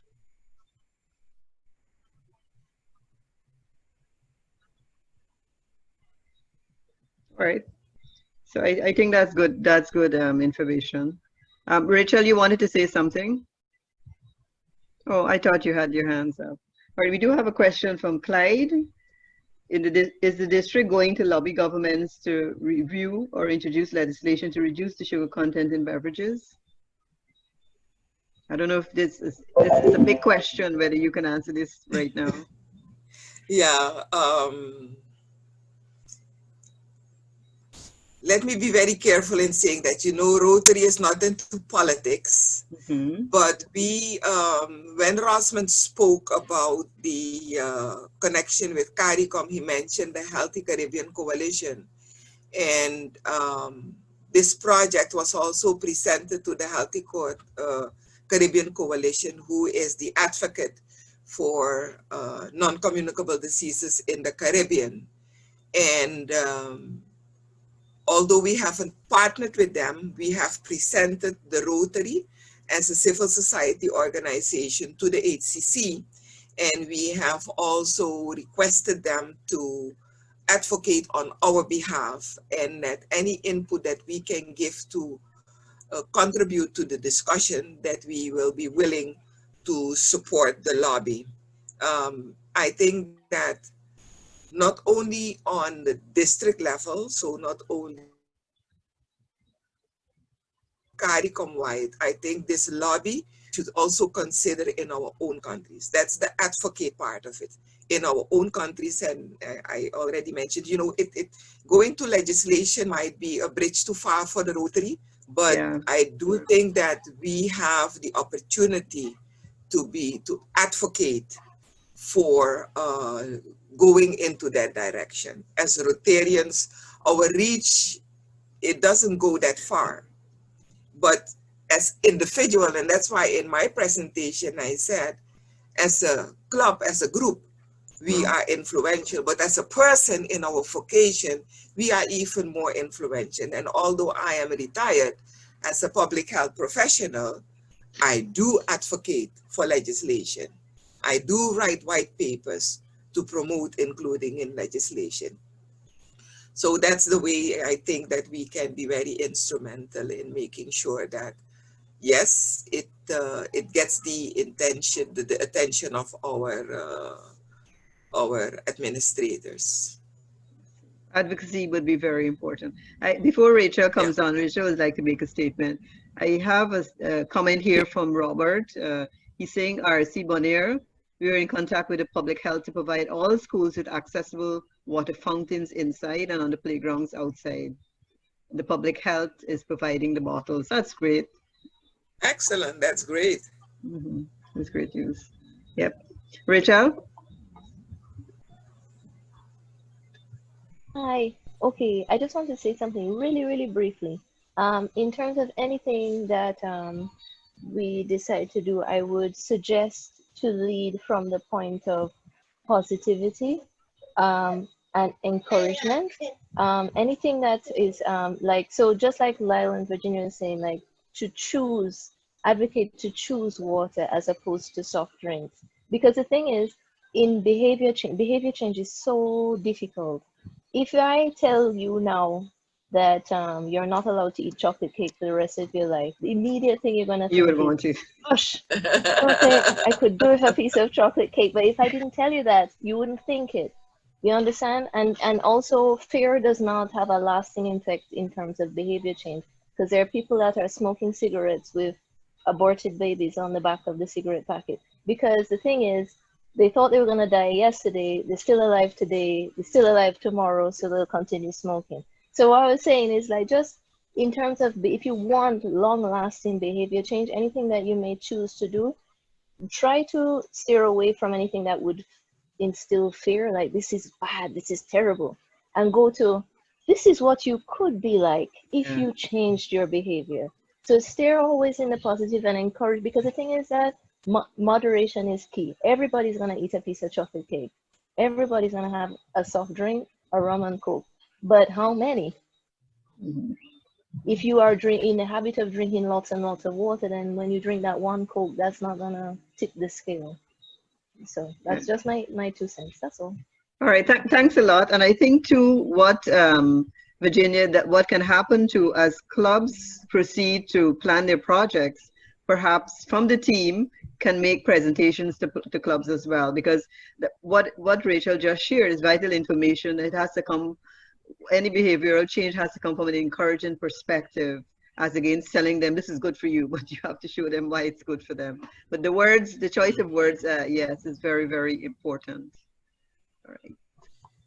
Also, what I want to encourage the clubs to do is also to reach out to professionals in their own countries, you know, to look at who are the nutritionists. For instance, I have a list of almost all the nutritionists from the Caribbean, so I can share that list so that you, if you don't know the nutritionists from your country, you will be able to go through the list and see who you can contact. And in addition to nutritionists, there might be other, like a sports instructor. Try to involve different types of persons that work already with children on activities that can contribute to this project.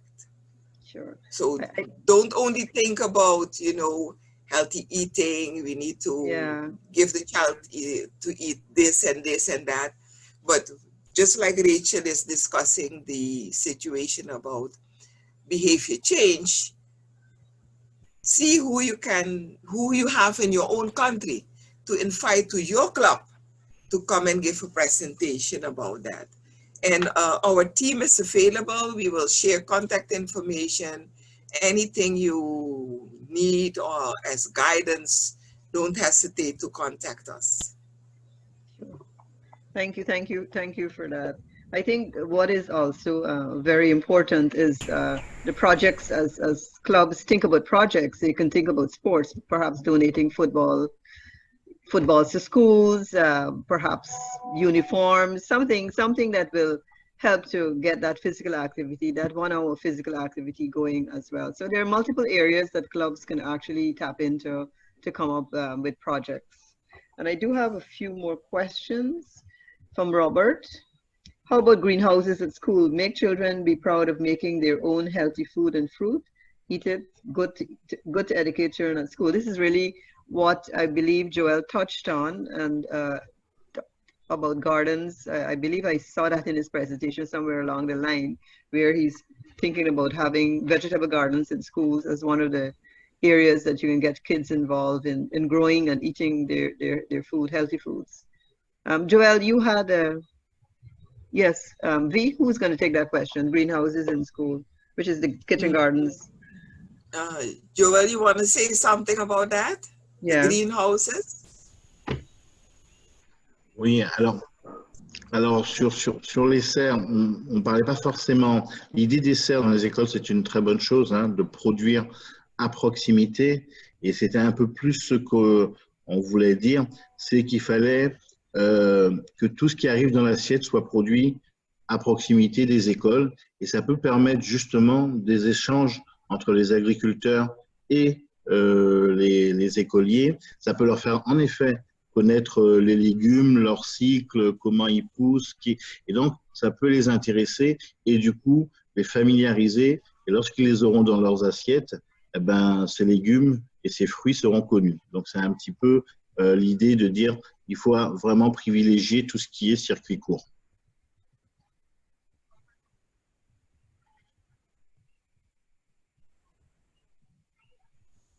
So gardens, I don't know. vegetable gardens in school is a good idea. Yeah, I don't know if we have someone at the meeting, here in the meeting, who has experience with that. But I lived in St. Martin for a few years, and there you had a few schools where the children, they had their own garden. So they planted the fruits and the vegetables, they watered it, and then when it was harvest time, they would do that. And together with the teachers, they would also prepare. And one of the things that we notice is that sometimes when the children are home, they don't want to eat certain vegetables. But since they planted it themselves, they watered it, they harvested it, they prepared it, they ate it. So the parents were so surprised because the parents were part of that project. So maybe this is also something to consider, to support schools in having those green gardens.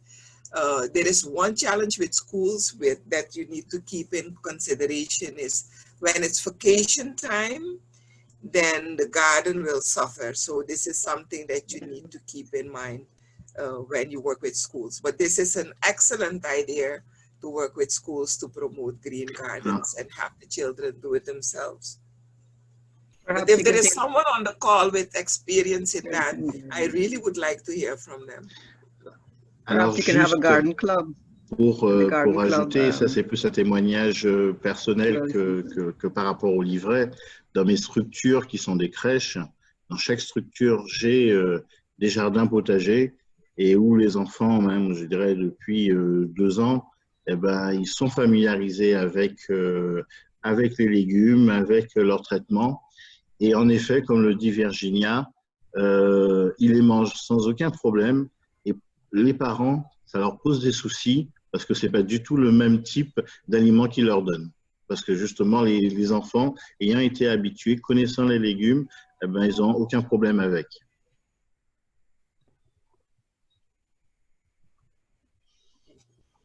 Yeah.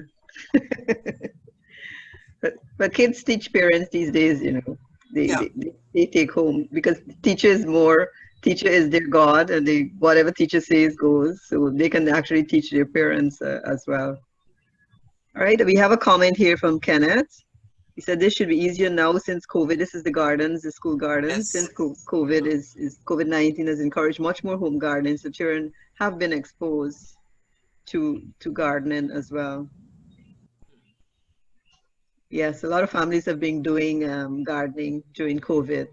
So it's family activity, but it's also healthy as well. There's no more hands up. V, would you want to say anything? Or perhaps Lyle, would you want to add any additional information to share with our AGs and our presidents in terms of the projects? Before you give the word to Lyle, because I would really want them to give the final words, there are 2 things I still want to say something about. I have developed a tracking tool. So also to all the assistant governors and the presidents, I am going to ask you to communicate with me the projects that you are going to do.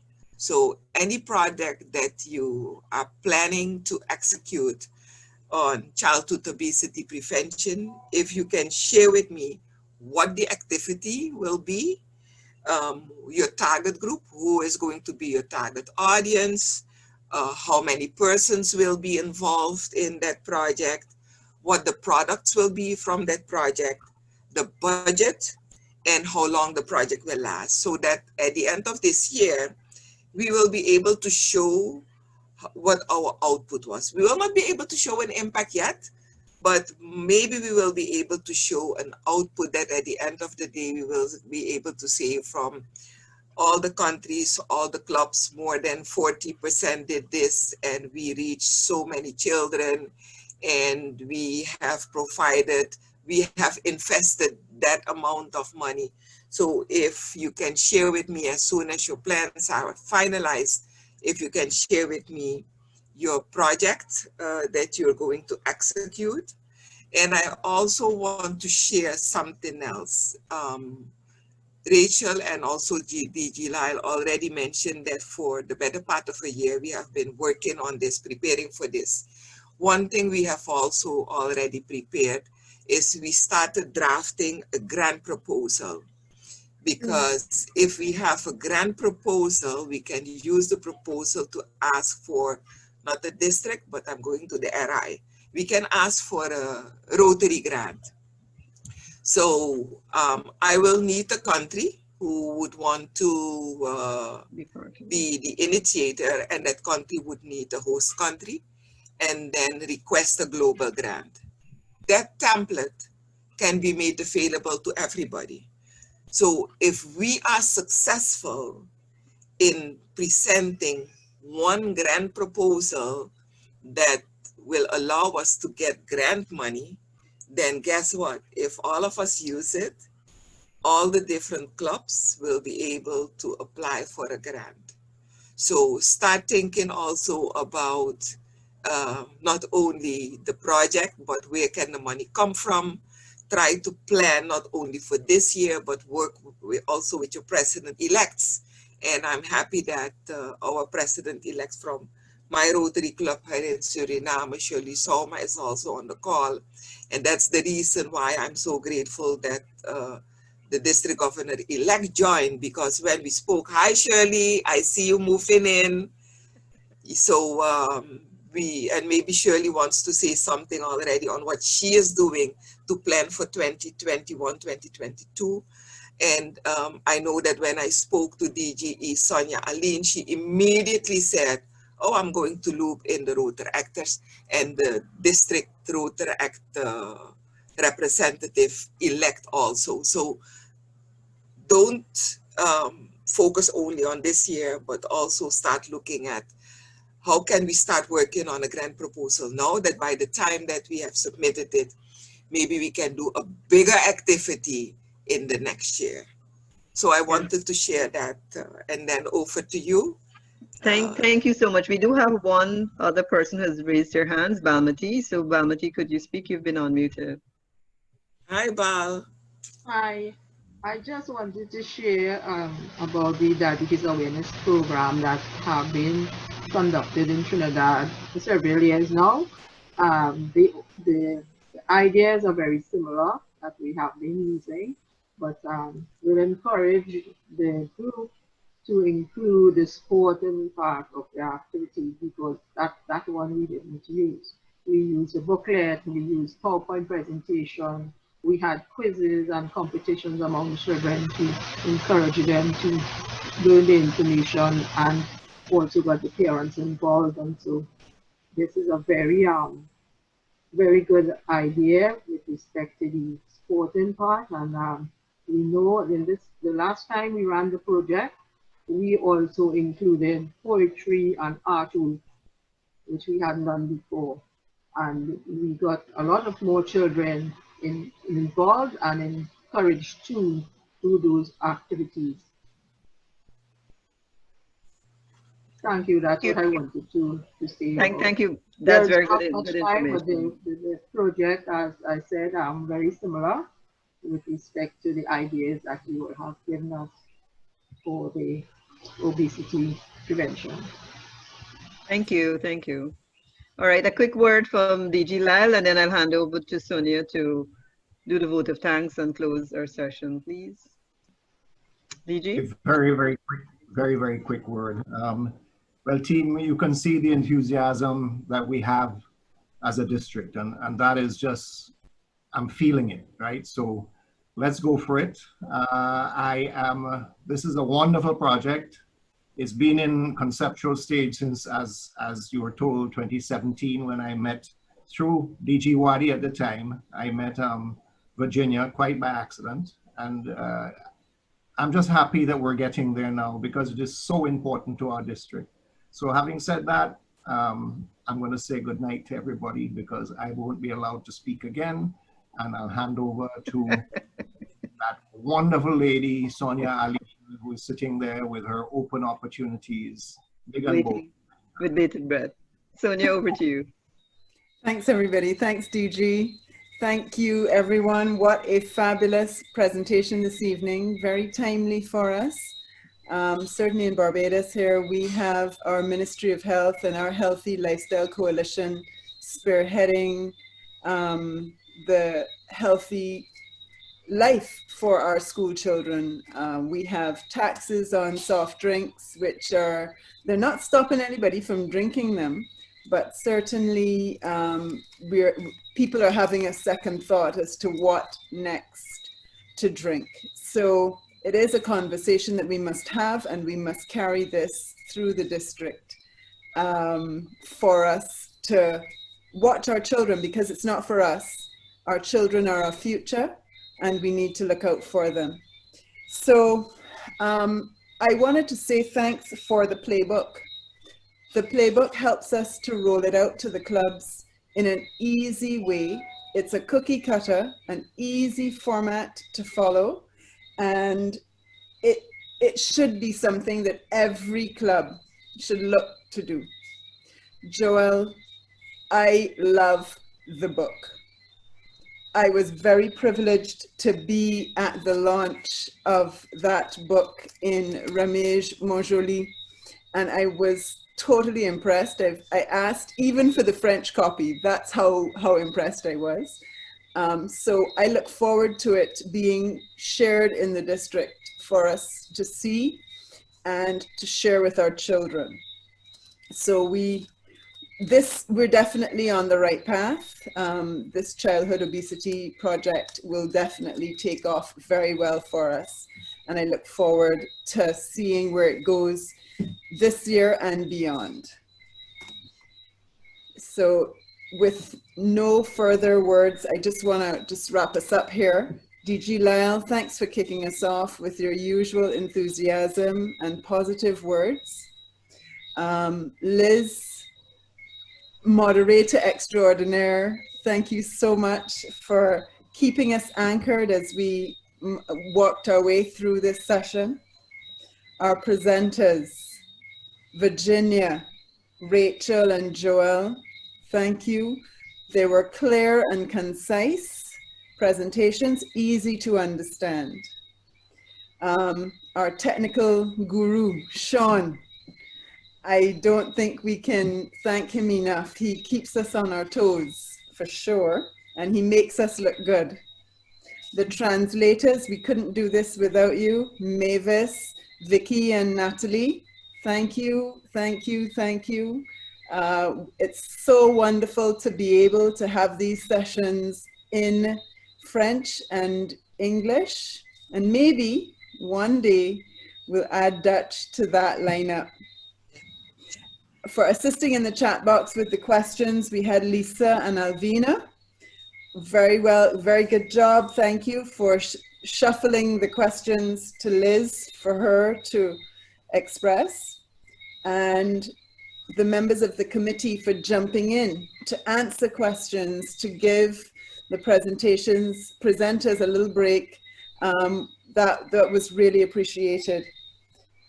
And last but not least, fellow Rotarians, this session would not have been as successful as it is without you, the participants, for your questions, comments, and suggestions. Thank you very much for joining us, taking some time out on your Saturday evening for joining us. We look forward to having more conversations like this and for rolling out the project to the district. Stay tuned for Virginia and her team. They definitely are going to lead this from the front, so keep watching your emails. Ladies and gentlemen, thanks for joining us. Do have an enjoyable rest of the evening. See you next time. We have a peace presentation on Monday. Watch out for that. Thanks very much. Bye-bye.